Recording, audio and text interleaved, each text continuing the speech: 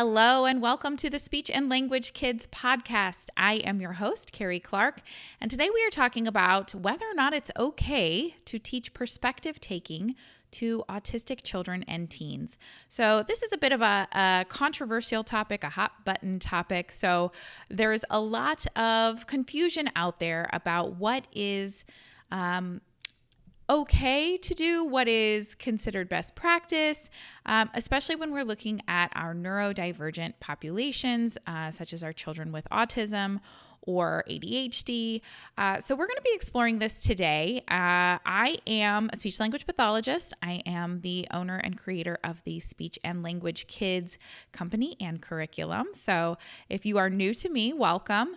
I am doing a new podcast episode every weekday this month in January to really bring some awareness to the challenges that our neurodiverse populations are facing in terms of how to thrive in both an academic setting and a social setting. And so today we're talking about perspective taking. So let me give you kind of the overview of why people are confused about this, because maybe this has not reached you yet, or maybe you too are confused.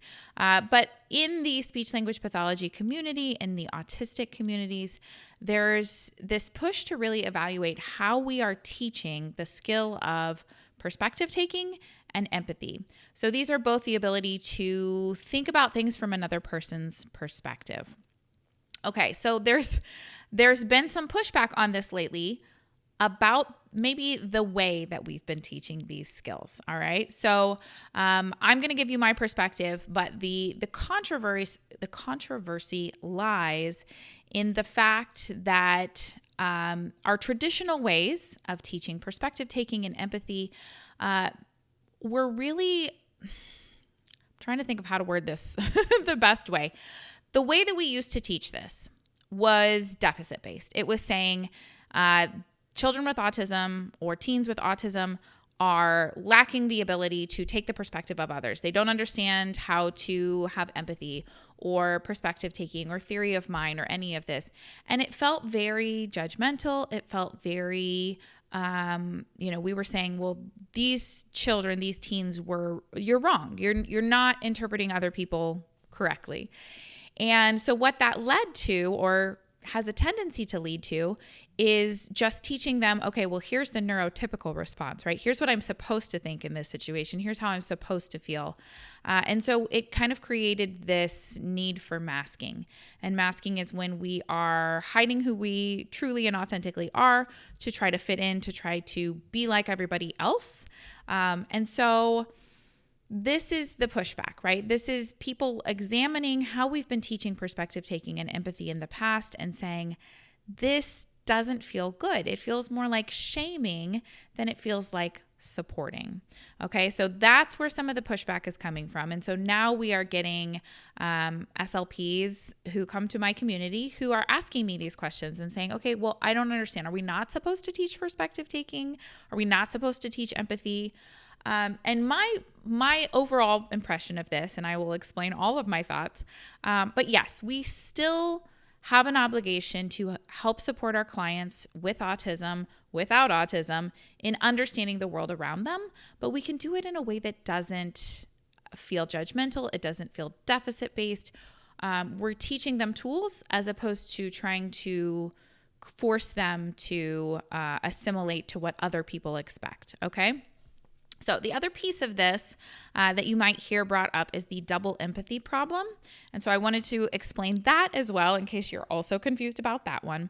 So the double empathy problem says that communication breakdowns between autistic and non-autistic individuals are not caused by a lack of empathy or perspective taking in the autistic individual. Okay, so we're saying it's not the autistic individual's fault that there was a communication breakdown, that there was a misunderstanding.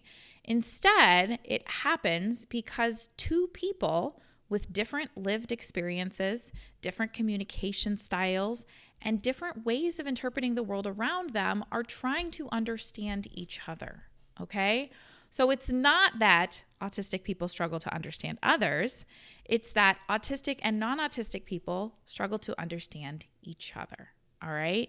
So both sides may be misinterpreting intentions, emotions, social cues, communication expectations, all of these different things. It goes both ways. The road goes both ways, okay? So neither is wrong, neither is broken. They're just mismatched.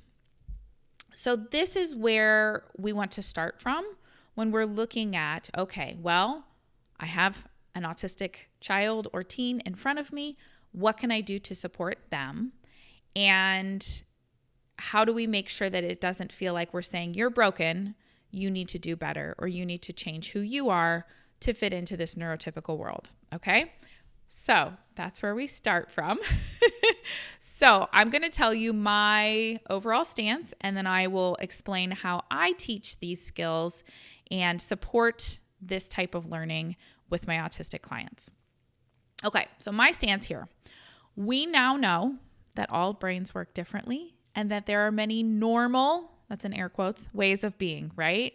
And this is amazing. This is empowering because we don't have to feel like any one person is wrong because their brain works differently, because they communicate differently, because the way they feel in a situation or what they would do in a situation is different from the person next to them.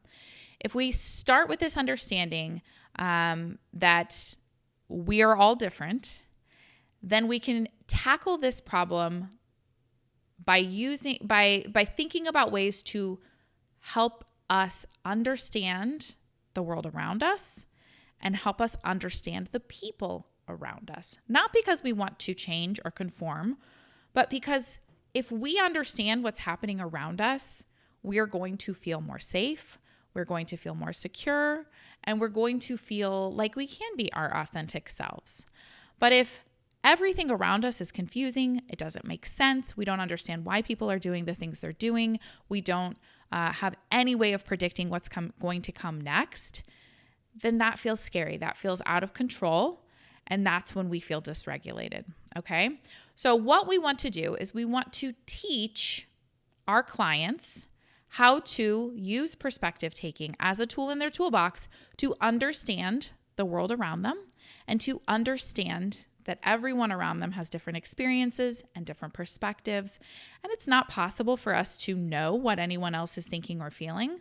But if we start from a place of understanding that everyone has different perspectives, then we can use that information to guide what we do to help us navigate our situations in a way that feels good to us. And my argument here is that this skill should be taught to everyone, not just autistic children and teens. Our non-autistic clients also probably could use some of this. Our non-autistic students in the school that are not even on an IEP also probably could use some help with this, right? I know a lot of adults who maybe could use some help with this. So this is not something that we're saying, oh, we've identified a deficit because you're autistic, you can't take perspectives, so now you have to learn how to do that. We are using this as a tool to teach everyone how to be more understanding, be more compassionate, and have empathy for another person, even if we don't understand why they act or think the way they do, but that just we can understand that people are different. Okay? So what should we do? How does this look in therapy? So if you are new to me, I have the SLK curriculum is my curriculum where we have been compiling all of these different evidence-based practices, all of these different materials that I've built over the years, all of the different ways that we teach communication skills.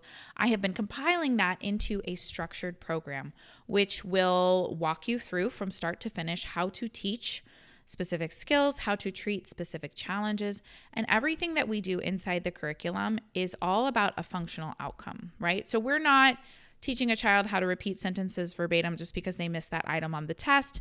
We're teaching them how to use grammar in their real life, right? So for our social awareness curriculum, we have a curriculum inside that is specifically for social awareness. So we start with just being able to respond to others. If someone says your name, that means you. If someone asks you a question, you can give a response. If someone greets you, you can say hi. So we start with just very, very basic responding, and then we start to work on some turn taking and being able to go back and forth and interact in different types of ways. Again, making sure that it feels supportive and authentic to them. So we're not saying, oh, you have to respond this way when someone says this. We're teaching them ways to respond that feel authentic to them. And then the advanced level of our social awareness curriculum is this idea of perspective taking. And it's teaching them perspective taking as a tool for understanding, not as a way to force conformity, okay? So we're giving this to them as a tool. We're saying this is a tool you can use to help you feel more safe, emotionally secure, and connected to those around you. It is not something that you have to do a certain way, but rather giving you the tools for your toolbox.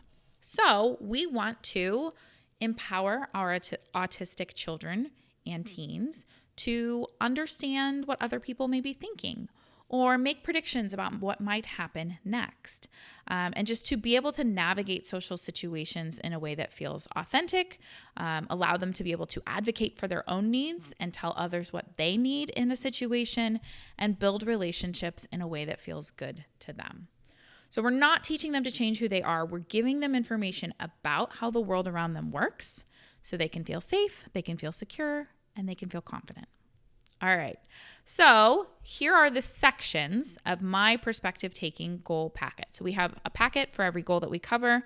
The packets include a sample goal. We're adding data probes to those, so those are coming very soon.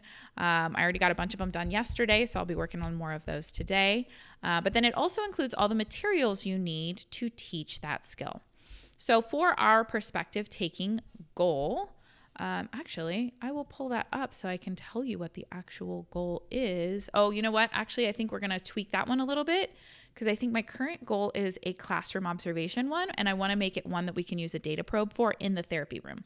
So I will not tell you the specific goal, but basically the perspective taking goal is for them to be able to use perspective taking to make some educated guesses about what's happening around them and things like that. So here are the different sections, the different activities that you can use to help build this perspective taking ability in a child or a teen.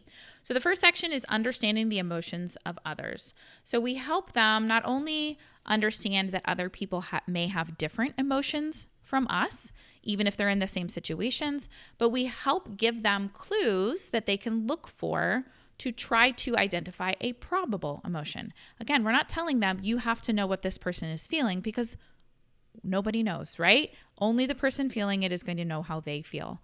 But we can make some educated guesses that will help us with some of the other skills on this list.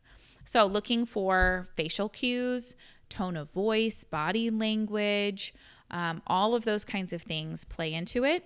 So we teach them what some of these cues are, and then we can practice this in photos, in videos, and role playing, give them opportunities to think through, oh, this person may be feeling an emotion that's different from what I'm feeling, even though we're in the same situation. All right, the next section then is understanding that other people may have different information than you. So not only do people feel differently, but they may have different information than what you do. They may know something that you don't know, or maybe they don't know something that you do know. And so we can walk through different situations, different scenarios, things like, does Sally know that that ball is under the table just because Fred knows that the ball is under the table, right? So we can help them learn that other people may have different information and that we can use that knowledge to help us understand others, okay? Section 3 of this one then is understanding that people may have different beliefs, preferences, or desires. So now we're taking it a step further and saying people like different things. People want different things. They may believe different things or have different viewpoints. They may have had different experiences in their lives that led them to that point. Maybe this person follows a different religion than you, and so they believe this, whereas you believe that, right? And so we're validating all of these differences as normal and expected and part of the human condition, but we're teaching them to understand that if we're trying to figure out why someone's doing something, we can use this knowledge that they may believe different things, they may prefer different things, they may want or desire different things.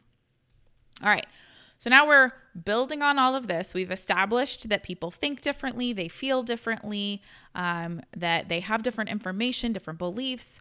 And so now we're going to start putting this information into play. So the next section is understanding the motivations or intentions of others. So we're going to start to look at different situations and say, why? Why was that what they did? And we want to help our clients understand that other people may have different motivations or intentions than what we do, okay? Even with the same information, even in the same situations, they may be motivated or have different intentions than what we do. So we can look at different situations and then try to think up all the different reasons why someone might be motivated to do, what might be the motivations or intentions behind a behavior or an action. And this is allowing us to support flexible thinking and explaining differences and helping them to start thinking through how other people may feel differently than them. Okay, the next one would be predicting others' actions.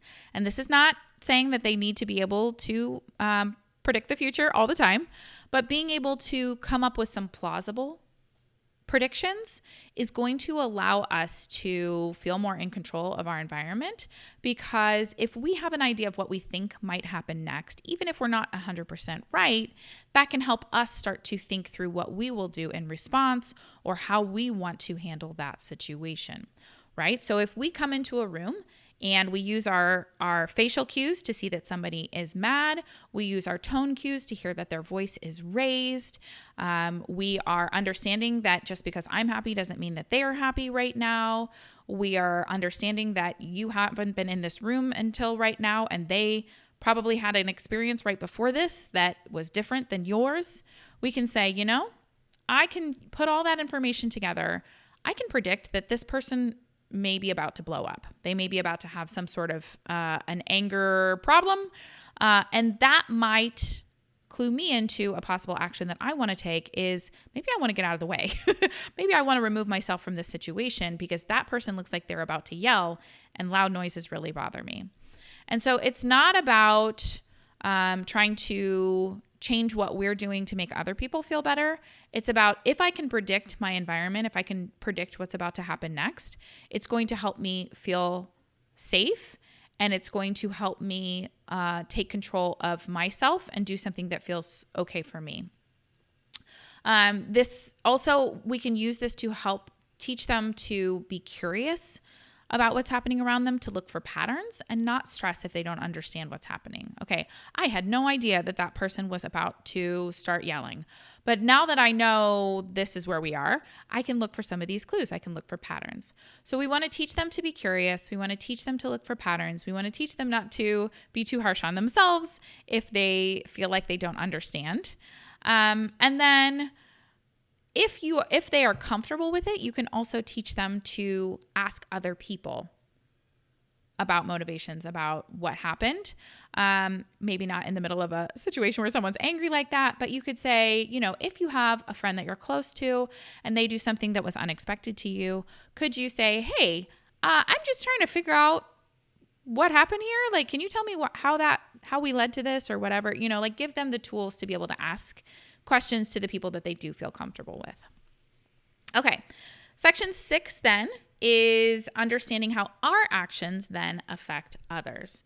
And again, what we want to focus on here is helping them use this as a tool, but not using this to make them feel guilty about something that they did or didn't do, but just helping them to start explore. Okay, let's say that you have a big old piece of chocolate cake and your friend looks over at you and says, "Ooh, that looks good," and you eat the whole thing. How might they feel in that situation? Do you think that maybe they were interested in sharing the cake? And what are some different options that we could do that might have different outcomes for that friend? And so again, not trying to shame them, not trying to make them feel bad, but helping them to start to see that just as other people's actions have an impact on us, our actions have an impact on other people. And so we can start to look at this idea of, you want them to be acting in a way that's authentic to them, but you also want them to understand how those actions may impact others. Okay. If we walk into the library and we start screaming, people are going to respond to that screaming because it is not an expected behavior in that situation. So somebody's probably going to assume that there's something wrong. And if you were just screaming because you love books, then that may not be the outcome that you wanted. So we can start to look at that piece as well. All right. And then the last section I have on my perspective taking goal packet is using all of this information, all of this perspective taking to start to work on resolving conflicts or misunderstandings. And so once we have a good grasp on understanding other people's perspectives, whether or not we're always accurate, but just understanding that people do have different perspectives, then we can use that information to help us generate compromises or solutions to problems or misunderstandings. And so at this point, we're working on teaching them collaboration tools, not, okay, you made this person mad, so now you need to say sorry, and then you need to change your behavior so that they're not mad anymore. It's not about that. It's about, okay, I have this need. I'm going to seek to understand your needs. And then we're going to see if we can find a way to compromise or a solution that meets both of our needs. And that's the piece that we want to get to. And again, I would argue that every child in every school building in probably the world could use some of this idea of how do we navigate disagreements? How do we resolve conflicts and misunderstandings by seeking to understand each other and then finding a solution that works for all of us. So that is my perspective on perspective taking.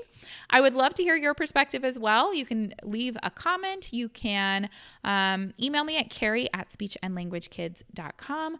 Of course, we would love to have you inside the SLK curriculum subscription. We have a whole platform that houses our curriculum, including that perspective taking goal packet, if you'd like to grab that and use that in therapy. But we also have courses. We have a discussion board where we can have conversations about these kinds of topics. There's so much in there. We have our AI-powered material generators, all kinds of great fun stuff in there. So you can head over there to hub.speechandlanguagekids.com. You can try it out for free. We have a 7-day free trial. Grab that perspective taking packet and pop in there and let's have some conversations about this. I love getting to talk through these kinds of things. And so if you have questions, I'd love to hear those as well. All right. Thanks so much. I'm going to wrap it up for now and we'll see you tomorrow on the Speech and Language Kids podcast. Bye for now.